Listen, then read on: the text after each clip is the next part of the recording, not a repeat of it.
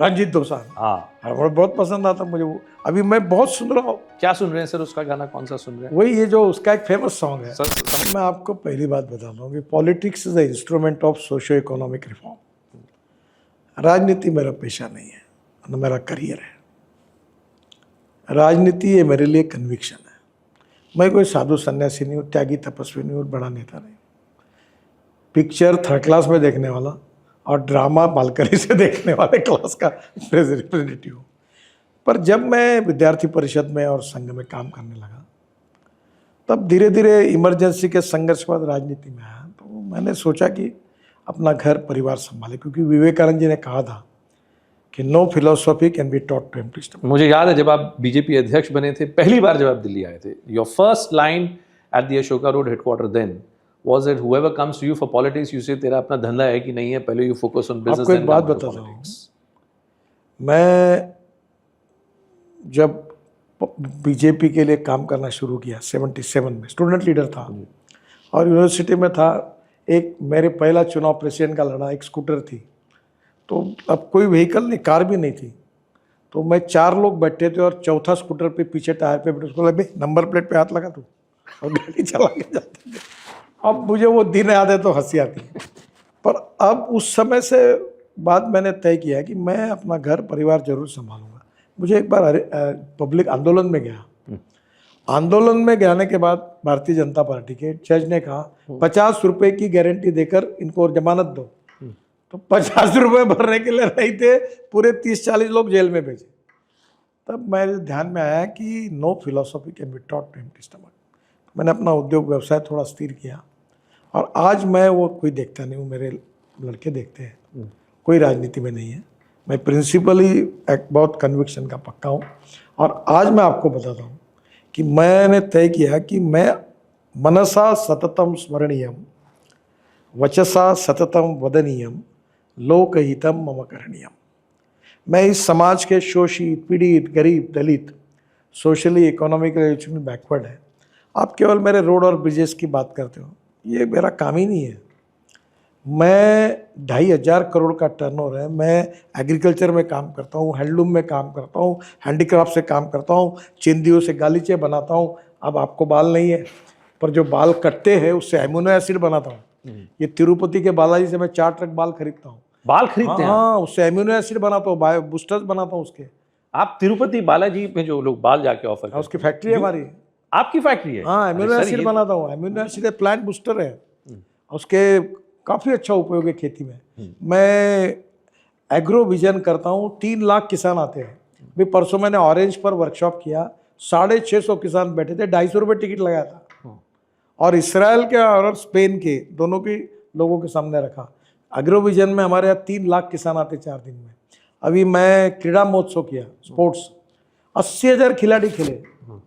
वो जर्सी लाना था, लुधियाना भेजा था आदमी, मैंने 1,45,000 जर्सी खरीदी किया, 80,000 खिलाड़ी खेले। फिर सांस्कृतिक महोत्सव करता हूँ 9 साल से, क्रीड़ा महोत्सव 7 साल से, 50,000 लोग आते हैं। एक समय स्टेज पर 2,500 कलाकारों ने कल्चरल प्रोग्राम किया। तो मैं एक स्पोर्ट्स में, कल्चर में, एग्रीकल्चर में, अब एडवांटेज विदर्भ करके हमने किया है, उसमें मैं रोजगार तैयार करने, मैं एक्चुअली सोशल वर्कर हूँ।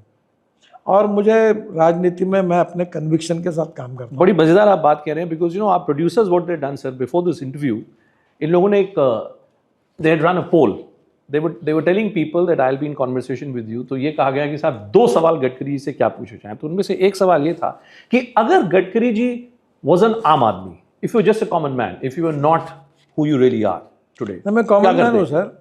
अभी आपका इंटरव्यू होने के बाद मैं खाना खाने जाऊँगा कोई होटल में, मुझे एक ने पूछा, टाइम मिल जाता है सर आपको? सर मैं अपने हिसाब से चलता हूँ।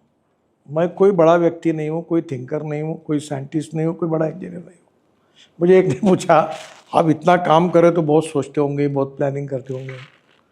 तो मैंने कहा मैं एक ही सोचता हूँ सीरियसली। बोले क्या? बोले आज रात को कहाँ खाना और क्या खाना। अच्छा, सुबह उठता हूँ, अब कल मेरे को 10 बजे प्रोग्राम में जाना है जी। तो 6 बजे मेरे ट्रेनर आएगा, मैं 3 घंटे प्राणायाम और व्यायाम करता हूँ। रोज रेसिपी में सूचना देता हूँ 4 शेप है यहाँ, क्या बनाओ, ऐसा बनाओ, ये डाल के देखो, वो देखो। मैं अपने इंटरेस्ट से अपना जिंदगी खुशी से आप, you must share with our viewers sir, because a lot of our viewers are बड़ी स्ट्रेसफुल जीवन में जीते हैं। स्टार्टअप्स और टेक्नोलॉजी सुनने में बोलने में अच्छा लगता है, but it's deeply stressful. Stress से निपटने का आपके पास क्या उपाय है सर?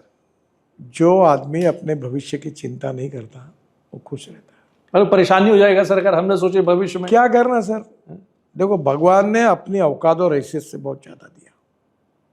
मैं जब मेरे तरफ देखता हूँ तो मेरे दोस्त की तरफ देखता हूँ, उससे तो मैं कई गुना सुखी हूँ।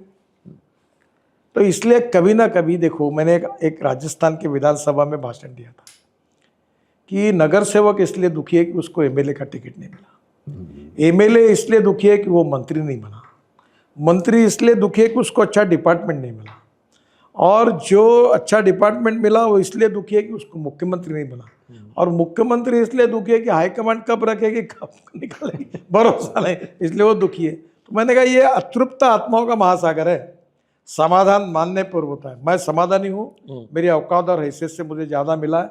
और आपको सही में बताता हूँ भूपेंद्र जी, मैं सोता हूँ 5 मिनट में नींद, दोपहर को सोया 1-1.5 घंटा सोया होगा, मुझे 5 घंटे नींद लिया, ऐसा आनंद आया, और रात को सोता हूँ। अरे सर हम तो सुनते हैं कि कोई मंत्री मोदी सरकार में कभी रेस्ट नहीं करता। सोचना बंद करो, बस Stop thinking. बस चलते रहो, वनडे क्रिकेट जैसा क्रॉस बैट से खेलो ना, मारो बॉल इधर की उधर, कोई फर्क नहीं पड़ता, मस्त रहो। सो जियो और जीने दो, जियो और खाओ, जीने पियो, दो। आनंद So लो। on that अब note, मैं sir, आपको आजकल संगीत सुनता हूँ। क्या अभी वो सुन रहे हैं सर, ये बताइए। पंजाबी गायक का अपना जो है सरदार जी, उसका बहुत सुंदर गाना है। सिद्धू मूसेवाला, नहीं, वो जो दलेर मेहंदी, अभी एक है उसका बड़ा, ओ दलजीत दोसांझ, रंजीत दोसांझ, हाँ वो बहुत पसंद आता मुझे वो। अभी मैं बहुत सुन रहा हूँ। क्या सुन रहे हैं सर, उसका गाना कौन सा सुन रहे हैं? वही ये जो उसका एक फेमस सॉन्ग है। समझ, आप पंजाबी समझ लेते हैं? हाँ, मैं कबीर के भजन सुनता हूँ। कबीर जैसे फिलोसॉफी नहीं है कोई। सो सर एंड में मुझे ये बताएं सर कि if you were to close your eyes, और अगर हम भारत 2050 का अगर हम विवेचन करें, what would India look like in 2050 in terms of mobility, technology? कहाँ होगा भारत 2050 में? देखो, भारत को $5 ट्रिलियन की इकोनॉमी बनाना, भारत को 3rd लार्जेस्ट अर्थव्यवस्था को बनाना, भारत को दुनिया में एक सुखी, समृद्ध, संपन्न, शक्तिशाली, विश्वगुरु ऐसा देश बनाना केवल भौतिक प्रगति से नहीं होगा। तो मूल्याधिष्ठित जीवन पद्धति, हमारा कल्चर, हमारी संस्कृति, हमारा इतिहास, हमारी विरासत के आधार पर हम एक आदर्श सोसाइटी भी बने, और भौतिकवाद के दृष्टि से प्रगति, समृद्ध, संपन्न बने। और मेरी एक इच्छा है, जो मेरा जीवन का टारगेट है, कि हमारे जीडीपी ग्रोथ में मैन्युफैक्चरिंग सेक्टर का कंट्रीब्यूशन 22 से 24% है, एग्रीकल्चर का 12% है, और सर्विस सेक्टर का 52 से 54% है। मैं ये चाहता हूँ कि अब 65% पॉपुलेशन गांव में बसती है और उनका कंट्रीब्यूशन केवल 12% है। मैं हिंदुस्तान के गाँवों को बदलना चाहता हूँ, गाँव, गरीब मजदूर, किसान का कल्याण करना चाहता हूँ। मैं गाँवों को स्मार्ट विलेज में कन्वर्ट, मैं खुद एक स्मार्ट विलेज बना रहा हूँ, स्मार्ट विलेज में कन्वर्ट करना चाहता हूँ। गांव में रोजगार मिले, गांव में अच्छी स्कूल हो, गांव में अस्पताल हो, पेइंग कैपेसिटी हो, और किसान का बंगला हो एयर कंडीशन, और बंगले में कंप्यूटर पे वो अपना ड्रिप इरीगेशन कंट्रोल, इसराइल जैसा कंट्रोल कर सके। वो देश की तस्वीर मैं देखता हूँ।